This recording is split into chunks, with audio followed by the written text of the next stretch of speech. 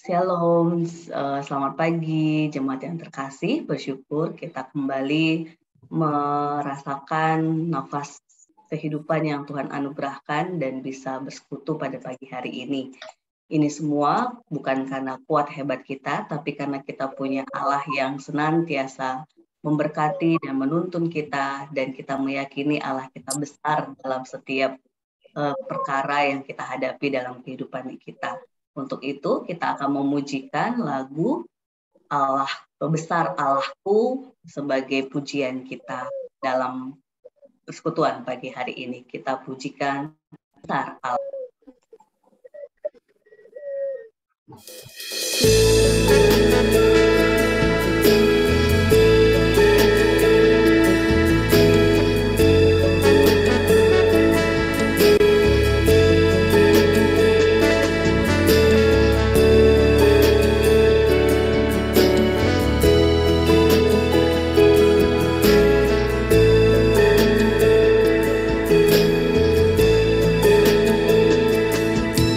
Kemegahan Raja dalam kemuliaan, bumi pun bersuka, bumi pun bersuka. Dia datang dalam terang, kegelapan pun sirna, umatnya bersujud mendengar suaranya. Besar Allahku, nyanyikan besar Allahku, selamanya besar dan ajaib Allahku.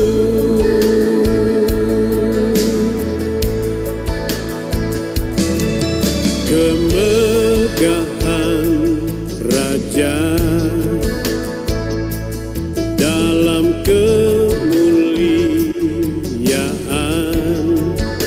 bumi pun bersuka, bumi pun bersuka. Dia datang dalam terang, kegelapan pun sirna, umatnya bersujud mendengar suaranya. Besar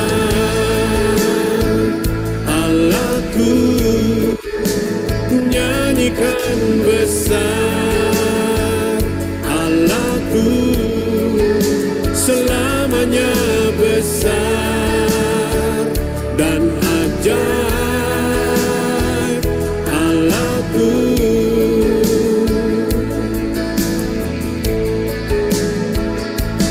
Besar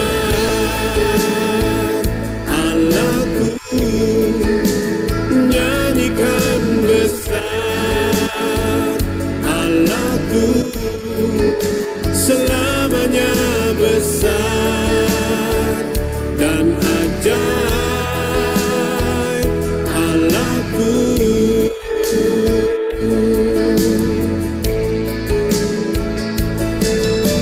Layak disembah,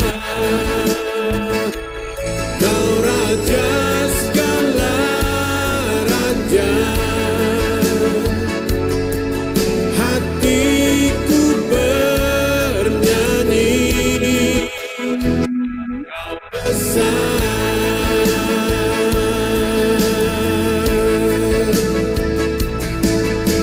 Layak disembah, Kau Raja segala raja. Hatiku bernyanyi, Kau besar.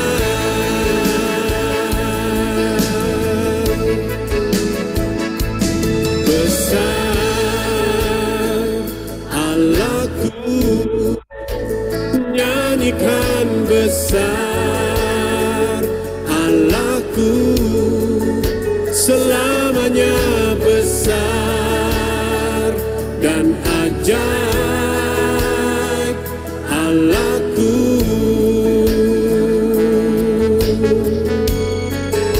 Selamanya besar dan ajaib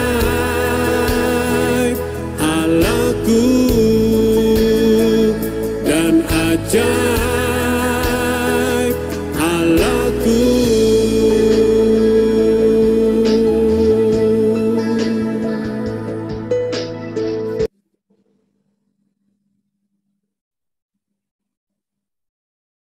Monggo Bapak terkasih. Selamat pagi saudara-saudara sekalian. Kita akan buka PD kita pagi hari ini dengan berdoa. Mari kita berdoa. Segala puji dan syukur kami panjatkan kepadamu ya Bapa, karena pagi hari ini Tuhan telah membangunkan kami, juga telah melengkapi kami untuk bersama-sama berkumpul melalui persekutuan doa pagi ini. Kami mohon penyertaan Roh Kudus ya Tuhan, agar kami dapat mendengar firman-Mu serta merenungkannya, sehingga kehidupan kami pada hari ini boleh dilandasi oleh apa yang menjadi kehendak Tuhan. Sehingga kami yakin dan percaya bahwa apa yang akan kami jalani pada hari ini boleh terus-menerus sesuai dengan kehendak Tuhan.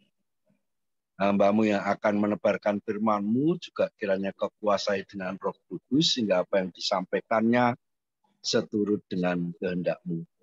Terima kasih ya Bapa, di dalam nama Tuhan Yesus Kristus kami berdoa. Amin.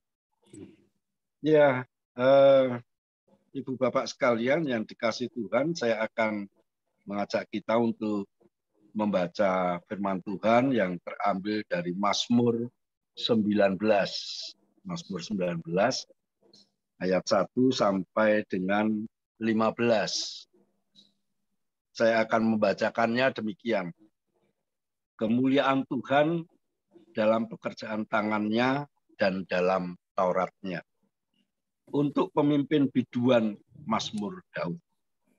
Langit menceritakan kemuliaan Allah dan cakrawala memberitakan pekerjaan tangannya. Hari meneruskan berita itu kepada hari, dan malam menyampaikan pengetahuan itu kepada malam. Tidak ada berita dan tidak ada kata, suara mereka tidak terdengar. Tetapi gema mereka terpencar ke seluruh dunia. Dan perkataan mereka sampai ke ujung bumi. Ia memasang kemah di langit untuk matahari, yang keluar bagaikan pengantin laki-laki yang keluar dari kamarnya. Girang bagaikan pahlawan yang hendak melakukan perjalanannya. Dari ujung langit ia terbit, dan ia beredar sampai ke ujung yang lain. Tidak ada yang terlindung dari panas sinarnya. Taurat Tuhan itu sempurna, menyegarkan jiwa. Peraturan Tuhan itu teguh, memberikan hikmat kepada orang yang tak berpengalaman. Titah Tuhan itu tepat, menyukakan hati. Perintah Tuhan itu murni, membuat mata bercahaya. Takut akan Tuhan itu suci, tetapi tetap ada untuk selamanya.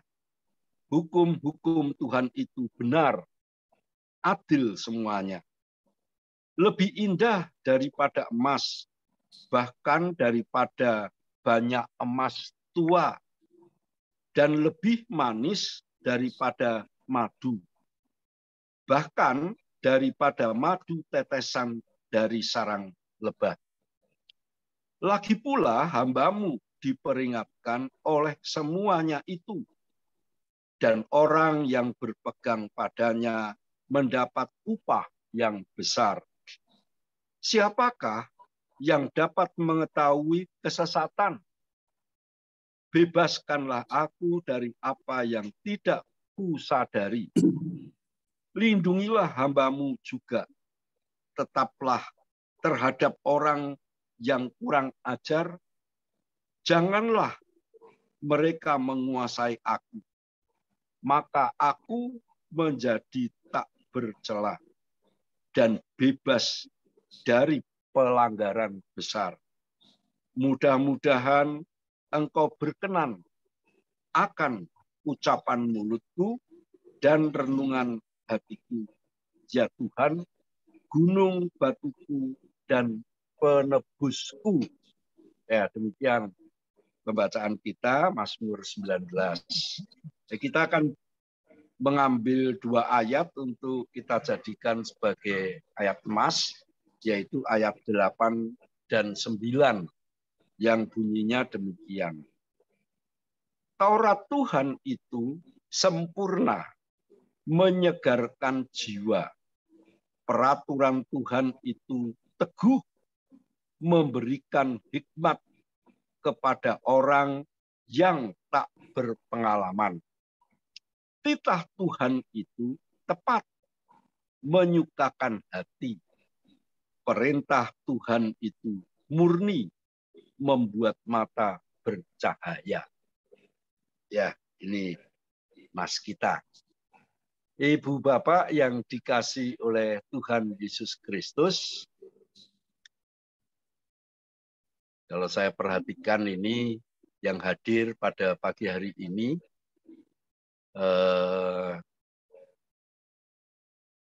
orang-orang istimewa, orang istimewa.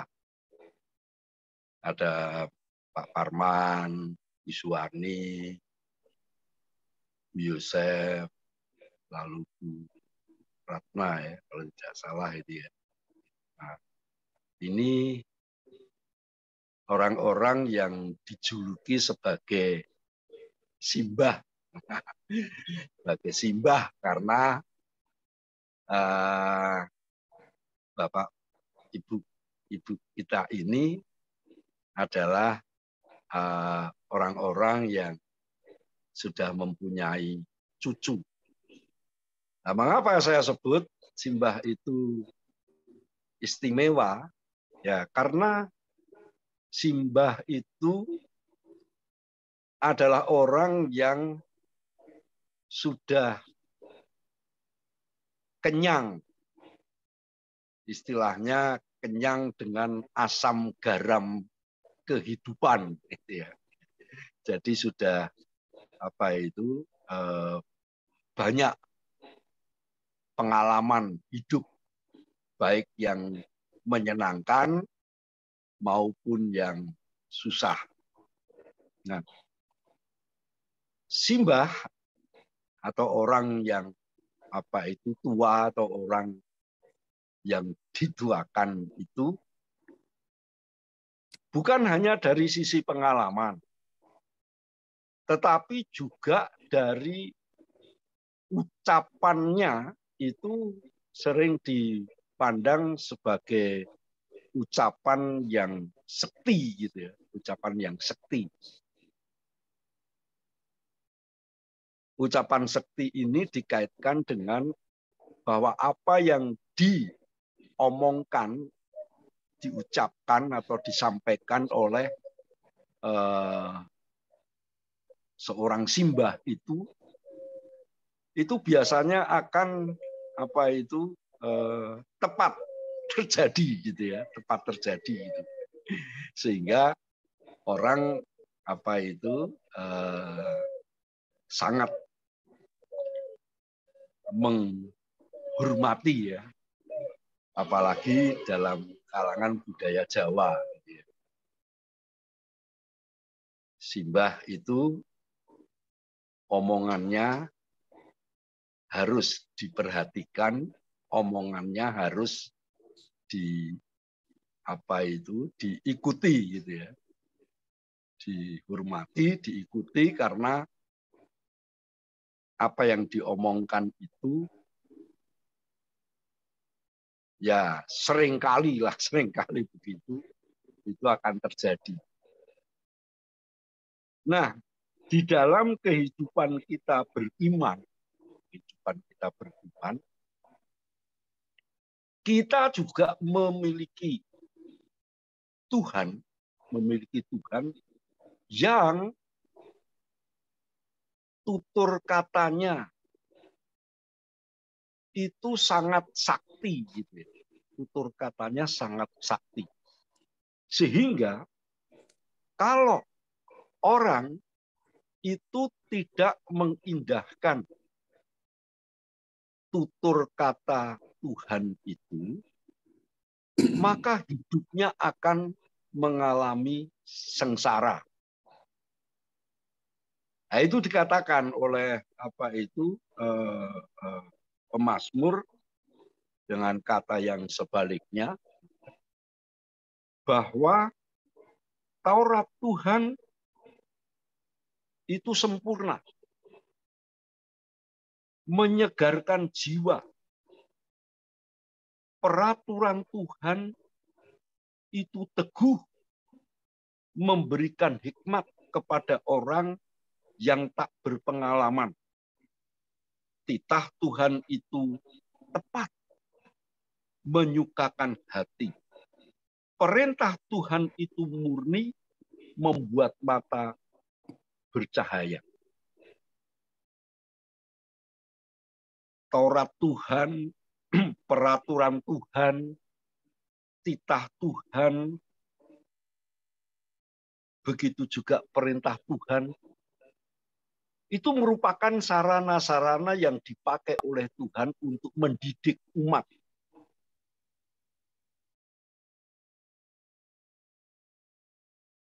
Dan hasil dari didikan dari Tuhan ini, itu akan mendatangkan hal-hal yang mendamaikan hati.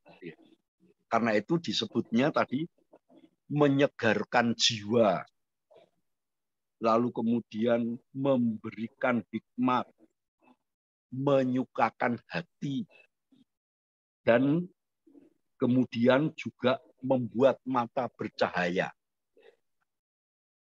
Gambaran-gambaran tentang dampak dari didikan Tuhan ini adalah sebuah kehidupan yang membahagiakan manusia. Akan tetapi sebaliknya, apabila orang itu tidak mengindahkan didikan Tuhan, maka orang itu akan mengalami kesengsaraan di dalam kehidupannya. Dan itu kita mendengar banyak kisah di dalam Alkitab tentang bagaimana orang-orang yang tidak taat dan setia kepada didikan Tuhan itu, maka kehidupannya akan mengalami kesengsaraan. Contoh yang besar di dalam kehidupan bangsa Israel itu adalah ketika bangsa Israel itu tidak mendengarkan Tuhan, tidak mendengarkan perkataan atau firman Tuhan. Mereka hanya mendengarkan bisikan hatinya sendiri, atau mendengarkan suara-suara dari dunia ini. Itu membuat mereka menjadi tidak damai, kehidupannya menjadi tidak damai. Apa saja yang mereka lakukan itu selalu menimbulkan kesalahan-kesalahan. Dan akibat dari kesalahan-kesalahan itu membuat mereka menjadi mengalami derita yang macam-macam gitu ya, bisa sakit, penyakit, bisa apa itu kebutaan, bisa macam-macam gitu ya. Artinya menimbulkan kesedihan di dalam kehidupan ini. Dan untuk memulihkan agar orang-orang yang tidak mengindahkan didikan Tuhan ini pun tidak mudah gitu ya, tidak mudah. Artinya Tuhan itu dalam memulihkan umat yang tidak setia atau tidak mengindahkan didikan Tuhan itu kadang harus dipulihkan dengan cara yang terhitung sangat berat gitu ya. Kita bisa bayangkan dulu ketika bangsa Israel itu tidak setia kepada Tuhan, lalu kemudian Tuhan memulihkannya itu dengan dengan cara dituntun dalam perjalanan di padang gurun gitu kan, sampai puluhan tahun gitu ya, sampai puluhan tahun. Nah, itu menunjukkan bahwa memulihkan satu sikap yang tidak setia kepada Tuhan itu tidaklah mudah. Dan ini tentu juga kita bisa rasakan di dalam kehidupan keseharian kita gitu ya. Memulihkan suatu keadaan ketika orang-orang itu hidup dalam ketidaksetiaan kepada Tuhan gitu ya. Itu ternyata juga tidak mudah. Tapi yang penting bagi kita adalah menyadari bahwa hidup kita itu tidak terlepas dari didikan Tuhan yang Dia lakukan melalui Taurat, melalui peraturan Tuhan, melalui titah Tuhan, melalui firman-Nya, melalui perintah-perintahnya. Itu semua oleh Tuhan diberikan kepada kita karena Tuhan itu menyayangi kita. Karena Tuhan begitu mengasihi kita.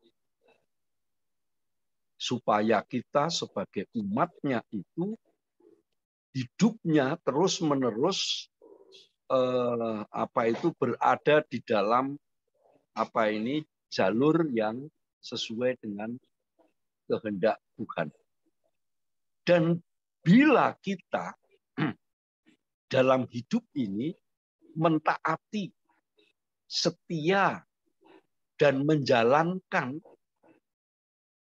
didikan Tuhan melalui firman-Nya itu, maka kita akan mendapatkan kebahagiaan. Hanya sayangnya, Ibu Bapak dan Saudara sekalian, menerima didikan Tuhan itu seringkali tidak serius gitu ya di dalam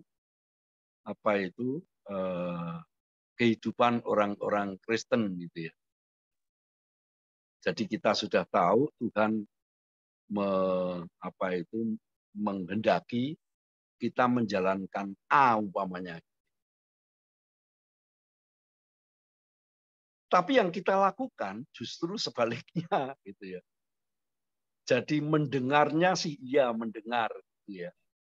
Tetapi ketika harus melakukannya, ini seringkali kita tidak melakukannya dengan benar, dengan serius gitu ya.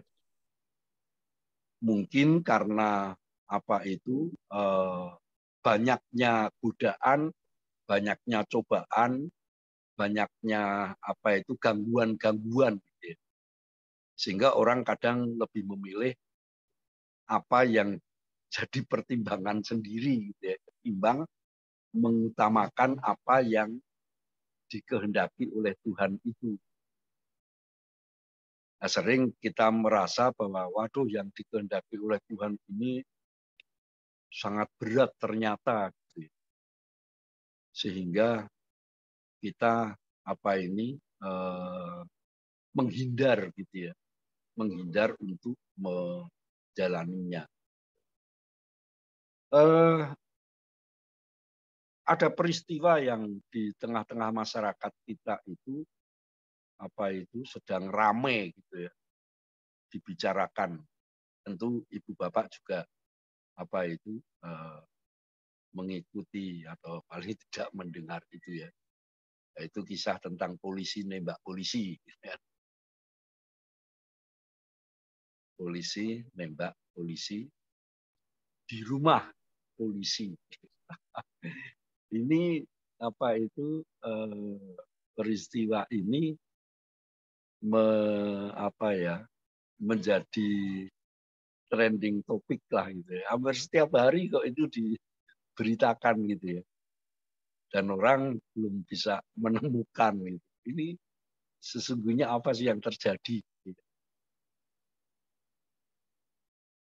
Ada ada polisi yang ditembak sampai mati, kemudian ada polisi yang menembaknya, lalu kemudian ada polisi yang punya rumah di tempat tembak-tembakan itu.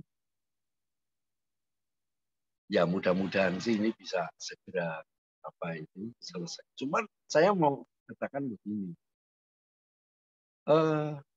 mereka-mereka yang terlibat di situ itu orang Kristen semua. Ini kan jadi memprihatinkan gitu ya, memprihatinkan. Yang ditembak mati itu orang Kristen. Yang nembak itu nampaknya juga Kristen itu. Wong Eliezer kan namanya. Lalu kejadiannya itu di tempatnya orang Kristen juga kan. Ferdi Sambo itu orang Kristen kan. Istrinya ya Kristen gitu. Ini membuat perasaan kita sebagai orang Kristen jadi prihatin juga gitu.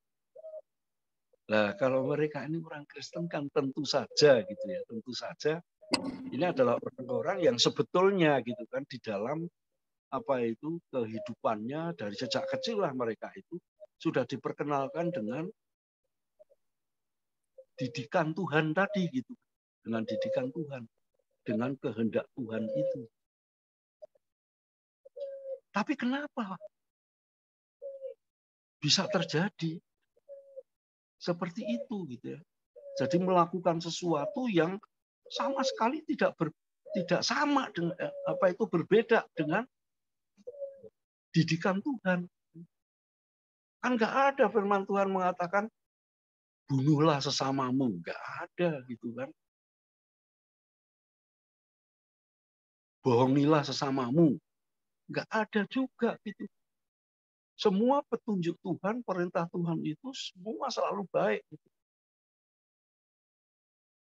Nah, tapi ini menjadi pelajaran saya kira gitu ya, buat kita semua sebagai orang-orang percaya bahwa di dalam kehidupan ini, jika kita inginkan kebahagiaan, jika kita inginkan kesukaan hati kita, gitu ya, gembiraan, ya hendaklah kita mau untuk selalu dengar-dengaran terhadap firman Tuhan itu.